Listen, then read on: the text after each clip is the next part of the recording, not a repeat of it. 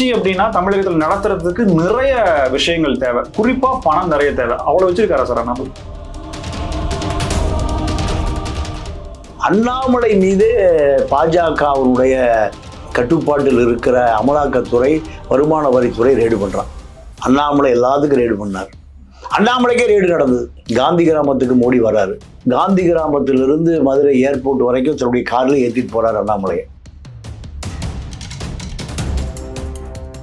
அதன் பிறகு நிர்மலா சீதாராமன் பல முறை எச்சரிச்சது. அதெல்லாம் அவர் கேட்கவே இல்லை. அபரிமிதமான பங்கு பாஜக தமிழ்நாட்டில் வளர்ந்தது அப்படின்னா அதுல 90% அண்ணாமலை அவர்கள் தலைவராக இருந்த போதுதான். இவர் திமுகவை பலப்படுத்துகிறார். டிஎம்கே ஃபைல் சொல்லிட்டதுக்கு அப்புறம் திமுகவை தாண்டி அந்த அதிர்வலைகள் தேசிய அளவில் எப்படி ஏற்பட்டது? டிஆர் பாலு சமீபத்தில் பேட்டி கொடுக்கும்போது இடியட்னு சொல்ற அளவுக்கு அவரை கோபப்படுத்தி இருக்கு அப்படின்னா அந்த அளவுக்கு திமுகவை இவர் எதிர்க்கிறாருன்றப்போ பிஜேபி பூரா ஆர்எஸ்எஸ்ல முட்டாள்களா, அடி முட்டாள்களா, அறிவே இல்லாதவர்களா? அதிமுக கூட்டணிக்காக அவரை கொஞ்சம் தள்ளி இருக்க சொல்லுது அப்படின்ற மாதிரியான பார்வை இருக்குல்ல? இல்ல, தள்ளி இருக்கலாம்னு சொல்லி பதவிகள் அது பணம் கொடுத்து வாங்கியிருக்காரு. நயினாருடைய பையன் பாலாஜி நயினாருடா பல பேர் இவர் இருக்கிற காலத்துல கமலாலயத்துக்கு வர்றதுக்கு அஞ்சுனான், பயந்தான், நடுங்கினான். எங்க எது இருக்குமோ தெரியாது.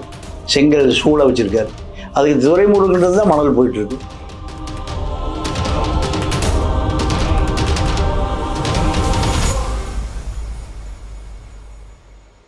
அண்ணாமலை அவர்கள் கட்சி ஆரம்பிக்க போறாருன்ற மாதிரியான ஒரு அதிர்ச்சிகரமான தகவல் சொல்லுங்க. எங்களுக்கு அதிர்ச்சியா இருக்கு, பட் உங்களுக்கு சாதாரணமா இருக்கு. இப்படிப்பட்ட ஒரு பெரிய முடிவை அவர் எடுக்கிறார். இரண்டாவது, கட்சி அப்படின்னா தமிழகத்தில் நடத்துறதுக்கு நிறைய விஷயங்கள் தேவை, குறிப்பா பணம் நிறைய தேவை. அவ்வளவு வச்சிருக்காரா சார் அண்ணாமலை? இல்ல, இந்த அவரோட குறைந்தபட்சம் ஒரு 5000 கோடி ரூபாய் பணம் இருக்குன்னு பிஜேபி ஆர்எஸ்எஸ் சந்தேகப்பட்டு தான் அவரை மாநில தலைவர் பதவியிலிருந்து எடுக்கிறான். அண்ணாமலை மீது பாஜகவுடைய கட்டுப்பாட்டில் இருக்கிற அமலாக்கத்துறை, வருமான வரித்துறை ரெய்டு பண்றான்.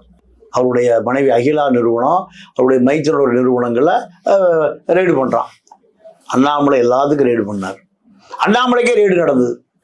அப்போ மத்திய உளவுத்துறைக்கு தெரியாமல் யாரும் ஒரு பைசா கூட சேர்த்து விட முடியாது. இது தொடர்ச்சியாக அண்ணாமலை மீது பல குற்றச்சாட்டுகள் டெல்லிக்கு தொடர்ந்து போய்கொண்டே இருந்தது. எல்லா துறையிலும் பார்ப்பனர்கள் உயர் அதிகாரிகளாக இருக்கிறார்கள். அவர்கள் பாஜக தலைமைக்கு அத்துணை நகர்வுகளையும் டெல்லிக்கு அனுப்பிய வண்ணமே இருந்தார்கள். அது ஒரு காலகட்டத்தில் மோடியை அட்வைஸ் பண்றார். காந்தி கிராமத்துக்கு மோடி வர்றாரு. குற்ற மழை. அந்த மழையில காந்தி கிராமத்திலிருந்து மதுரை ஏர்போர்ட் வரைக்கும் தன்னுடைய காரில் ஏற்றிட்டு போறாரு அண்ணாமலையை. நானும் உன்னை போல இளைஞனாக இருந்து அரசியலுக்கு வந்தேன். உண்மையில் தொடர்ந்து பல புகார் வருது, அதை நீ திருத்திக்கொள், இல்லைன்னா நீடெல்லாம் நீடிக்க முடியாது. ஆர்எஸ்எஸ் ஒரு பெரிய இயக்கம், பல அறிவாளிகளை, பல சிந்தனையாளர்களை கொண்ட இயக்கம். நீ அவர்களை தப்பவே முடியாது. இப்படியெல்லாம் சொல்லி கூட இறக்கி விடும்போது அவருடைய முகம் இறுகி இருந்தது. அப்போ ஆலோசனை சொல்லியிருக்காருன்னு தான் அர்த்தம். பாடி லாங்குவேஜில் முகம் கடுமையான இறுக்கமாக இருந்தது. இது அங்கே இருக்கிற மூத்த நிர்வாகிகள் கணித்தது. அதன் பிறகு நிர்மலா சீதாராமன் பல முறை எச்சரித்தது. அதையெல்லாம் அவர் கேட்கவே இல்லை. திமுகவோடு உடன்பாடு வைத்துக்கொண்டு பல 1000 கோடிகளை குவித்தார் என்கிற குற்றச்சாட்டின் காரணமாக தான் மாநில தலைவர் பதவியிலிருந்து அவரை பிஜேபி எடுத்த பிறகு அவருடைய அரசியல் வாழ்க்கையை பாஜகவில் முடிந்து போய்விட்டார். பாஜகவினுடைய வளர்ச்சிக்கு அபரிமிதமான பங்கு பாஜக தமிழ்நாட்டில் வளர்ந்தது அப்படின்னா அதுல 90% அண்ணாமலை அவர்கள் தலைவராக இருந்த போதுதான்ற கருத்தை பாஜக எடுத்துக்கலையா சார்? பணம் சம்பாதித்து எல்லாம் எடுத்தது. இது திமுகவை காப்பாற்றுகிறார், திமுகவை எதிர்ப்பதற்காக தான் அவரை தலைவராக போட்டாங்க. திமுகவை அவர் காப்பாற்றுகிறார் இப்படி எடுத்துக்குவான் பிஜேபிக்கு திமுகவை பலவீனப்படுத்தணும், இவர் திமுகவை பலப்படுத்துகிறார். இதுதான் பிஜேபி 3 வகையான உளவுத்துறைகளை வச்சிருக்கு. சென்ட்ரல் ஐபி, ஆர்எஸ்எஸ் ஒரு உளவுத்துறை, தனியாக ஒரு பிரைவேட் டிடெக்டிவ் ஏஜென்சி. 3 பேர் அண்ணாமலை என்ன செய்கிறார்கள் தகவல் போல போய் கொடுக்குறான். இவர் இனிமேல் மாநில தலைவர் பதவிக்கு தேவையே இல்லை அப்படின்னு ஒரு தேசிய கட்சி, மிகப்பெரிய இன்ஃப்ராஸ்ட்ரக்சரை வச்சிருக்கிற கட்சி முடிவுக்கு வருதுன்னா அவன் மேலே எவ்வளவு அழுக்கு இருக்குன்னு பார்த்து. சார், டிஎம்கே ஃபைல் சொல்லிட்டதுக்கு அப்புறம் திமுகவை தாண்டி அந்த அதிர்வலைகள் தேசிய அளவில் எப்படி ஏற்பட்டது? டிஆர் பாலு சமீபத்தில் பேட்டி கொடுக்கும்போது இடியட்னு சொல்ற அளவுக்கு அவரை கோபப்படுத்தி இருக்கு அப்படின்னா அந்த அளவுக்கு திமுகவை இவர் எதிர்க்கிறாருன்றப்போ திமுகவுக்கு ஆதரவாக இருக்கிறாருன்றதுக்கு எந்த தகவலும் தரவும்? பிஜேபி பூரா ஆர்எஸ்எஸ்ல முட்டாள்களா, அடி முட்டாள்களா, அறிவே இல்லாதவர்களா? ஒரு நல்ல ஒரு கட்சியை வளர்த்தக்கூடிய ஒருவரை எடுக்கிறான்னா என்ன காரணம்? என்ன காரணம்? பாஜகவை பிரமாண்டப்படுத்துகிற ஒரு பெரிய அறிவாளிய வேண்டான்னு சொல்றான்னா அப்ப பாஜகவினுடைய RSSனுடைய சங் பரிவாருடைய அத்தனை பேர் முட்டாளா? சொல்லுங்க. அதிமுக கூட்டணிக்காக அவரை கொஞ்சம் தள்ளி இருக்க சொல்லுது அப்படின்ற மாதிரியான பார்வை இருக்குல்ல? இல்ல, தள்ளி இருக்கலாம் சொல்லி இரவோடு இரவு தூக்குறாங்களே. நீங்க அதிமுக கூட்டணியில் அண்ணாமலை இணைத்து வைப்பது அவங்களுக்கு பெரிய வேலையே இல்லை. நான் சொல்றத கேளியா, முடிஞ்சு போச்சு. அண்ணாமலை மோடியோட பெரியாளா, அமித்ஷாவோட பெரியாளா? நாங்க எடப்பாடியோட கூட்டணி அனுசரிச்சுப்போம் இருந்தால கிளம்பு.